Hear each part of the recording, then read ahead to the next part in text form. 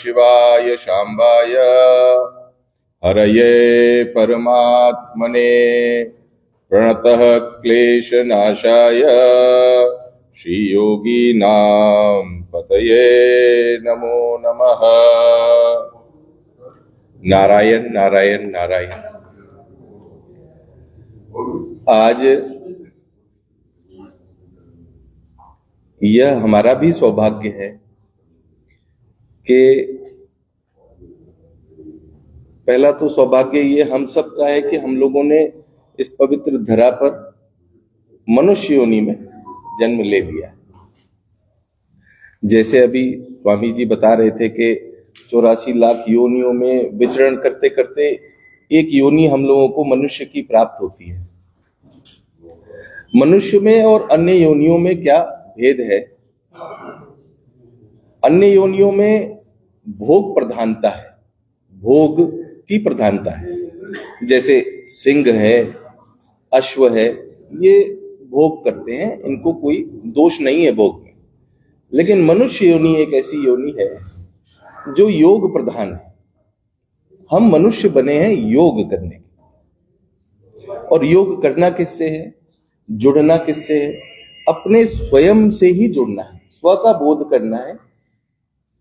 और स्व क्या है?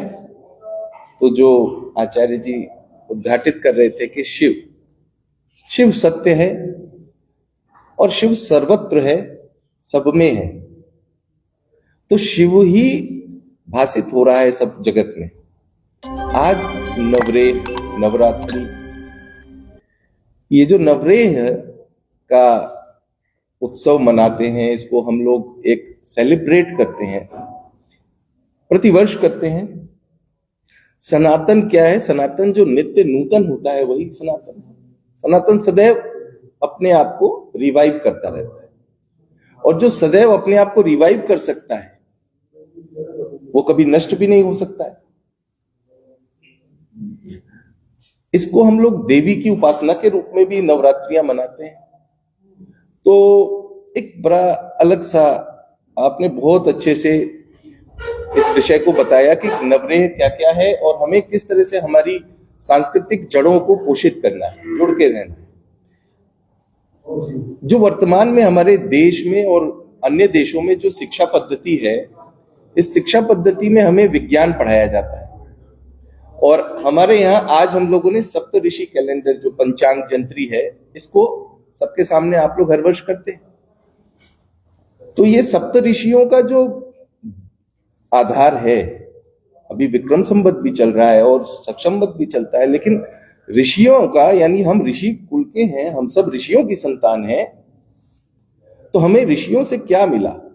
ऋषियों ने हमें वह ज्ञान दिया जो आज वर्तमान में हमारे विद्यालयों में पढ़ाई जाने वाली शिक्षा है, उसमें जो वर्तमान में मॉडर्न साइंस पढ़ाई जा रही है। एक उदाहरण लेते हैं कि जिस प्रकार मेडिकल साइंस पढ़ाते हैं तो भ्रूण का विकास होता है, एम्ब्रियोनिक डेवलपमेंट।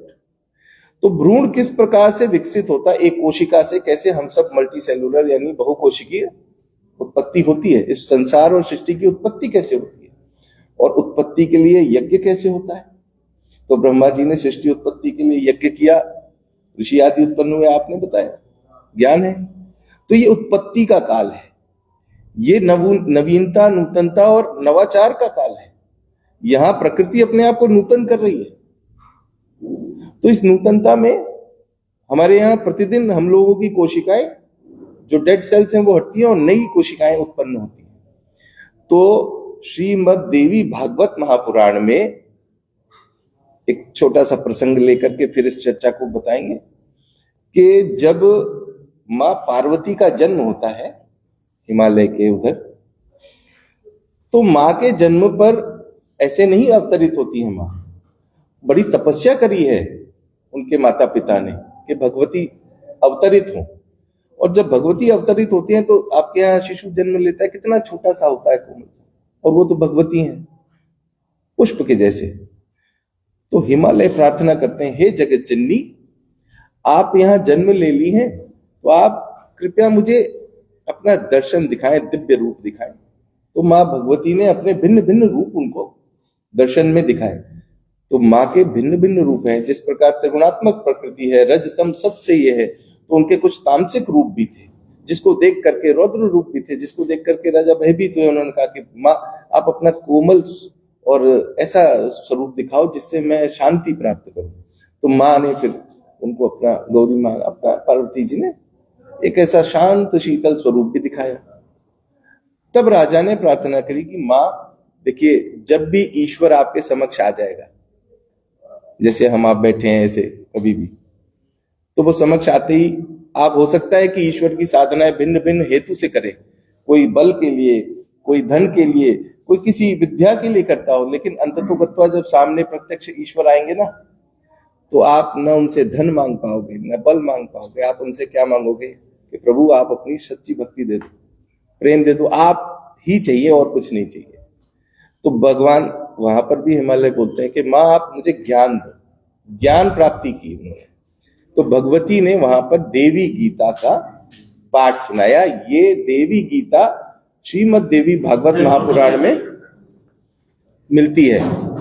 अब आप लोग थोड़ा ध्यान दें कि आज का जो पूरा विश्व है वो एक टकटकी लगा करके देख रहा है भारत की ओर, भारतीय आध्यात्मिक और सांस्कृतिक जो हमारी धरोहर है उसकी तरफ। क्यों देखते हैं वो पूरे साइंटिस्ट, क्यों देखते हैं भारत के ज्ञान की तरफ? क्यों? क्योंकि उस समय पर देवी जो जन्म लेने वाली भगवती हैं, उन्होंने उस समय बता दिया, उन्होंने देवी गीता दी, उसमें एक पूरे एम्ब्रियोनिक डेवलपमेंट, भ्रूण विकास को उन्होंने वहां बताया। तो आप लोग आजकल देखिए कई कई बीमारियां होती है, उसमें एक उपचार है stem cell therapy. Stem cell एक ऐसी सेल, एक ऐसी कोशिका होती है जो किसी भी रूप में बदल सकती है। तो वहां देवी ने उस कोशिका का वर्णन किया है, और उसमें एम्ब्रियोनिक डेवलपमेंट में एक ब्लास्टोसील स्टेज आती है, और वो जो ब्लास्टोसील स्टेज होती है उसमें जो कोशिका होती है वही स्टेम सेल होती है। और उसका वर्णन, यानी इस पूरे एम्ब्रियोनिक डेवलपमेंट का वर्णन हमको देवी गीता में मिल जाता है। लेकिन हम लोग अपने धर्म ग्रंथों, पुराणों, वेदों के अध्ययन से विलग किए गए। ये षड्यंत्र हुआ हमारे देश में। आक्रांताओं ने हमारे वैभव और धन को छीनने से पहले हमारे धर्म को छीनने का प्रयास किया। और धर्म क्या था? हमें ज्ञान अर्जन, श्रद्धावान लभ्यते ज्ञानम, ज्ञानम लब्धा परम शांति। कि आप देखिए, भक्ति तो रावण भी कर सकते हैं या अन्य लोग भी कर सकते हैं। जो आतंकी हैं, दुराचारी हैं, वो भी आतंक की पूजा और सेवा और भक्ति करते होंगे। लेकिन हमें भक्ति करनी किस दिशा में है, किसकी करनी है, कैसे करनी है, ये कौन बताता है? ये हमें सद्ज्ञान मिलता है ऋषियों के द्वारा।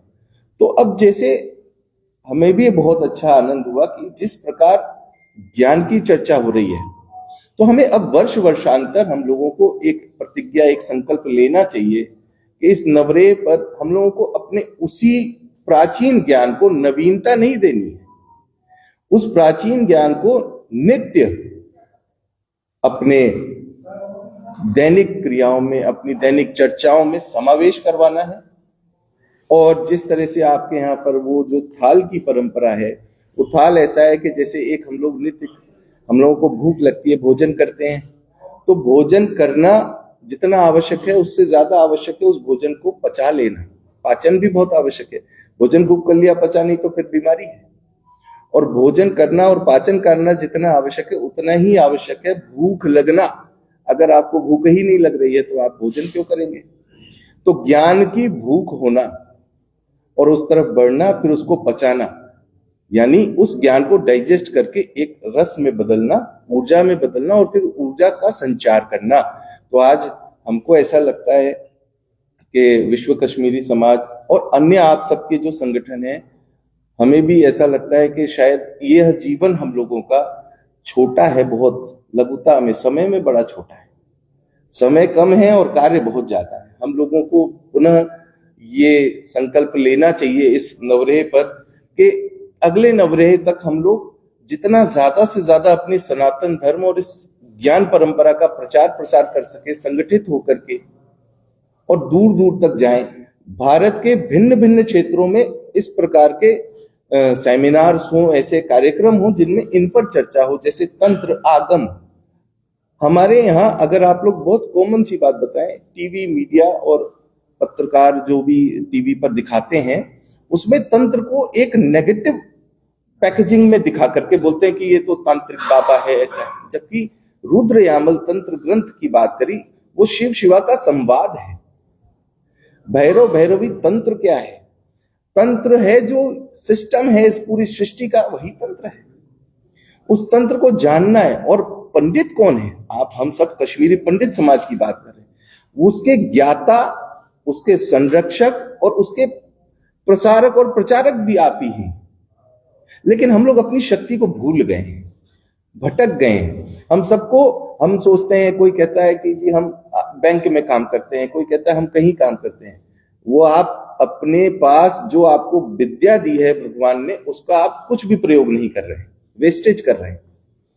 कश्मीरी पंडितों के जो डीएनए है ना, आप लोगों के डीएनए, उसमें तंत्र समाहित है, तंत्र का ज्ञान समाहित है। पूरा रुद्र यामल तंत्र ग्रंथ आपके अंदर समाहित है।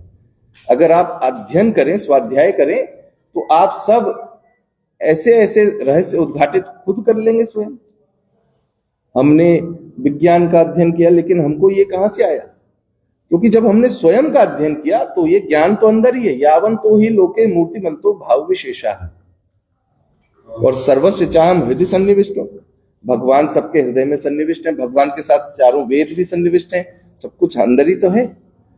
तो हमारे पूर्वज ऋषि मुनि और फिर कश्मीरी पंडितों की जो समृद्ध ज्ञान परंपरा थी, वो कश्मीर में ध्यान करते थे, योग करते थे, और तब वो पूरा विश्व आता था सीखने कश्मीर से।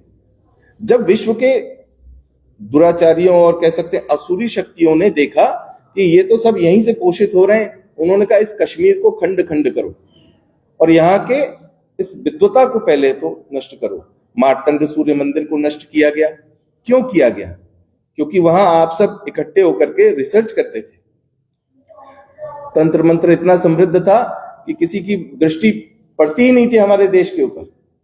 लेकिन आज देखिए क्या स्थिति है। तो हम जो अनुभव करते हैं और हमको जो लगता है कि शायद ये युग परिवर्तन का समय है, और इसीलिए हम लोग ये चर्चा कर रहे हैं। ईश्वर चाहते हैं कि ये फिर से हम लोग अपनी उस परंपरा को पोषित करें और आगे प्रसारित करें। हम पूर्ण रूपेण आप लोगों के इस पूरे संकल्प प्रकल्प से जुड़े हुए हैं। जब भी हमारी आवश्यकता हो हम आप लोगों के साथ हैं, आप ही के जैसे हैं। भारत माता की धर्म की अधर्म का।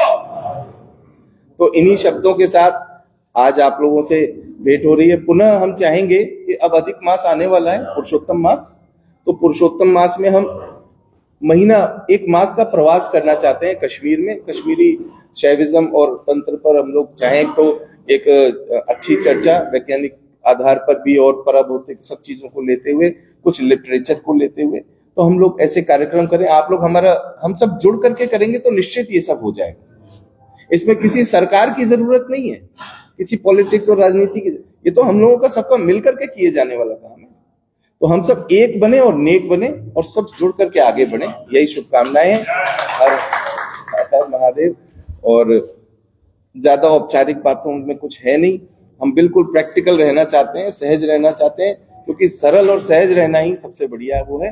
आप सबको पुनः आपके हृदय में बैठे विराजमान भगवान ईश्वर को प्रणाम, और माँ भगवती से प्रार्थना है कि ये जो आज हम लोग यहाँ पर कुछ भी चर्चा विचारों के बीजारोपण हुए, ये आगे जाकर के एक विराट वृक्ष के रूप में, ज्ञान वृक्ष के रूप में परिवर्तित हो, परिलक्षित हो, और समाज एक सही दिशा में आगे बढ़े। भारत पुनः विश्व गुरु पदासीन हो जाए और विश्व में जो अमंगल और अनीति हो रही है उसका भी उन्मूलन हो। जय जय सीताराम। हर हर महादेव।